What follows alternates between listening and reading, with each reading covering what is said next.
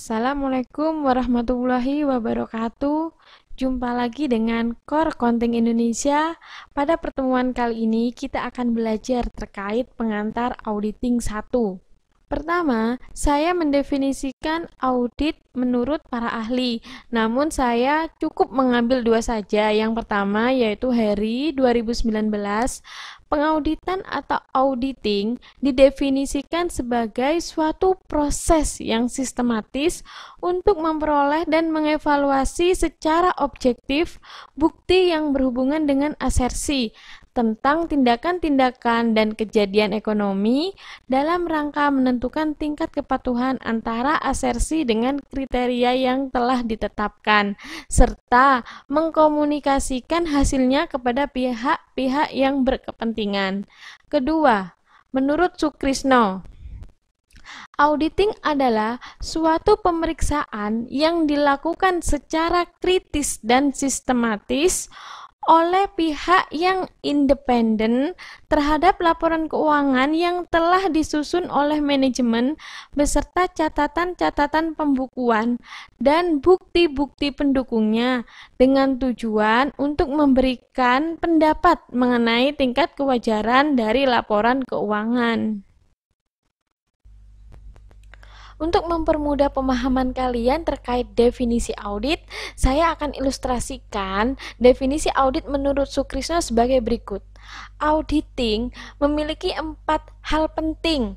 Yang pertama yaitu kritis dan sistematis. Kritis dalam artian tidak mudah percaya, kemudian bersifat selalu menemukan kesalahan, tajam dalam menganalisa. Seorang auditor itu harus kritis dan ada syarat-syaratnya. Misalkan auditor itu harus bersertifikat CPA atau auditor itu memiliki izin praktek dari Menteri Keuangan.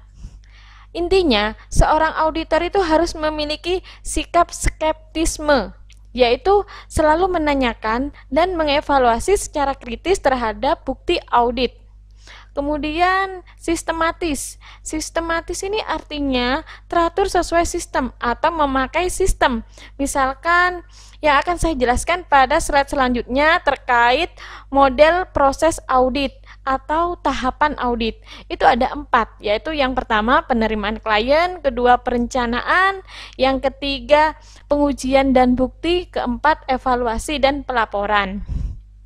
Jadi sistematis dalam artian, kita itu tidak akan melakukan perencanaan sebelum melakukan penerimaan klien. Jadi harus teratur sesuai dengan sistem.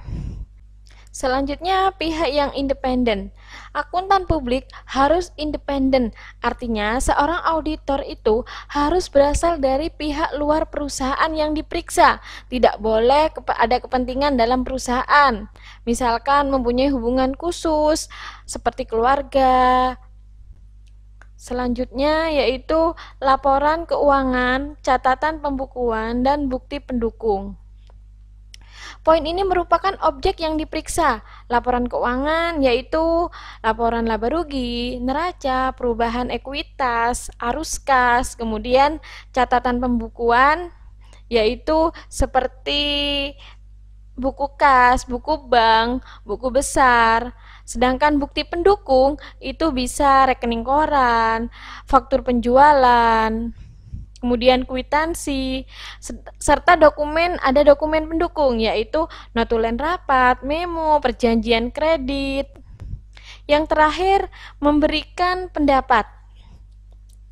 Ini merupakan tujuan dari suatu proses pemeriksaan, yaitu memberikan pendapat terkait tingkat kewajaran laporan keuangan yang diperiksa. Selanjutnya terkait jenis-jenis audit. Ada audit laporan keuangan, audit operasional, dan audit kepatuhan. Penjelasan masing-masing dari jenis audit. Yang pertama yaitu audit laporan keuangan. Audit laporan keuangan dilakukan untuk menentukan apakah laporan keuangan klien secara keseluruhan telah sesuai dengan standar akuntansi yang berlaku. Kemudian audit operasional atau kinerja. dilakukan untuk mereview sebagian atau keseluruhan kegiatan organisasi dalam rangka mengevaluasi apakah sumber daya yang tersedia telah digunakan secara efektif dan efisien. Selanjutnya, audit kepatuhan. Audit kepatuhan ini dilakukan untuk menentukan sejauh mana aturan, kebijakan, hukum, perjanjian telah ditaati oleh entitas yang diaudit. Seperti contoh, misalkan kita mau restitusi, maka akan diaudit.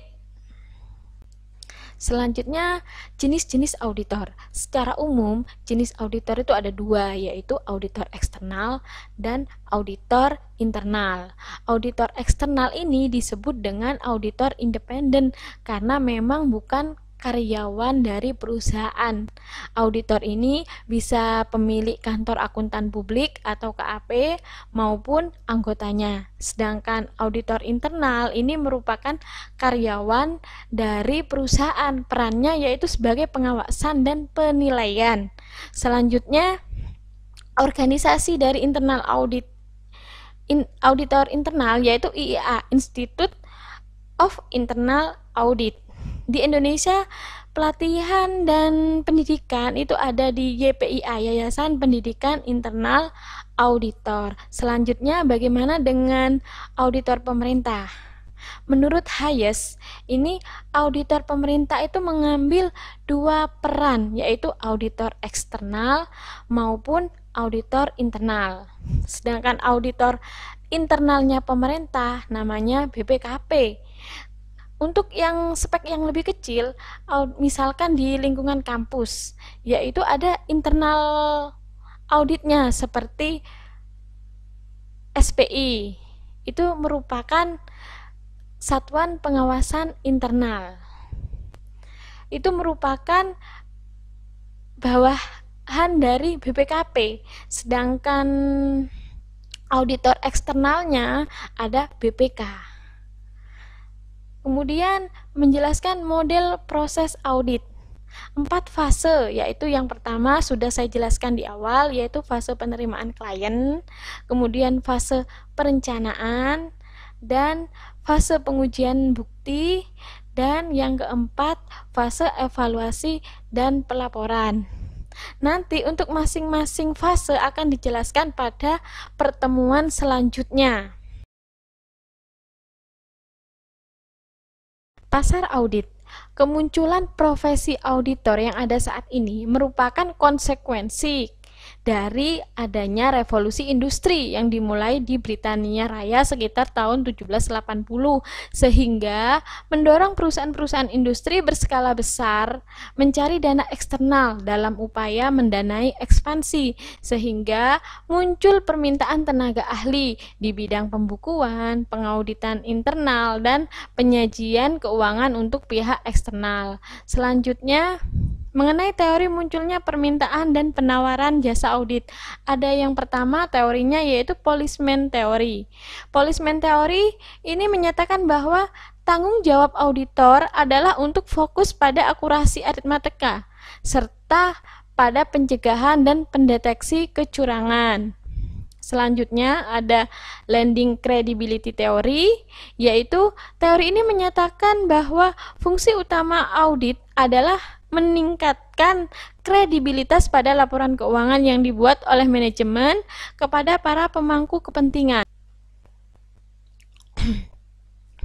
Teori ketiga yaitu teori of inspired confidence, di mana permintaan untuk jasa audit adalah konsekuensi langsung dari partisipasi para pemangku kepentingan luar perusahaan atau pihak ketiga. Para pemangku kepentingan ini menuntut pertanggungjawaban dari manajemen sebagai imbalan atas kontribusi mereka kepada perusahaan. Oleh karena informasi yang diberikan manajemen memiliki kemungkinan bias sebagai akibat dari perbedaan yang mungkin ada antara kepentingan manajemen dan para pemangku kepentingan pihak luar, maka audit atas informasi ini sangat diperlukan. Yang terakhir yaitu teori keagenan atau agensi teori, di mana perusahaan dipandang sebagai hasil dari lebih atau kurang kontrak-kontrak formal yang mana beberapa kelompok membuat semacam kontribusi kepada perusahaan berdasarkan tingkat harga tertentu. Auditor ternama ditunjuk tidak hanya untuk kepentingan pihak ketiga, tetapi juga untuk kepentingan pihak manajemen. Selanjutnya yaitu jasa asuransi, jasa atestasi, dan jasa non-assurance. Jasa asuransi adalah sebuah jasa independen yang disediakan oleh para profesional dengan memberikan jaminan kualitas informasi bagi pengambil keputusan. Contoh jasa asuransi yang diberikan oleh KAP adalah asuran atas informasi yang terkandung dalam laporan keuangan. Contoh lainnya selain yang ada di KAP ya, ada Yayasan Lembaga Konsumen Indonesia, kemudian ada sertifikat halal oleh MUI. Selain itu ada jasa atestasi, merupakan jenis jasa asuran yang dilakukan KAP dengan menerbitkan suatu pernyataan tertulis yang menyatakan kesimpulan tentang keandalan suatu laporan yang dibuat oleh pihak lain. 3 bentuk jasa atestasi adalah audit laporan keuangan, review atas laporan keuangan, dan jasa atestasi lain seperti asuran atas efektivitas pengendalian internal klien. Selanjutnya jasa non-assurance merupakan jasa yang dilakukan KAP selain jasa asuransi seperti jasa kompilasi atau jasa perpajakan, jasa konsultasi manajemen, seperti itu. Pembahasan terakhir yaitu perbedaan antara audit dan akuntansi. Dari sisi sifat, auditing itu bersifat analitis, sedangkan akuntansi itu bersifat konstruktif.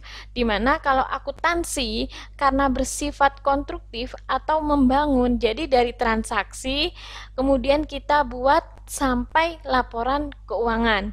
Sedangkan auditing itu berasal dari laporan keuangan yang dianalisis sampai ke transaksi.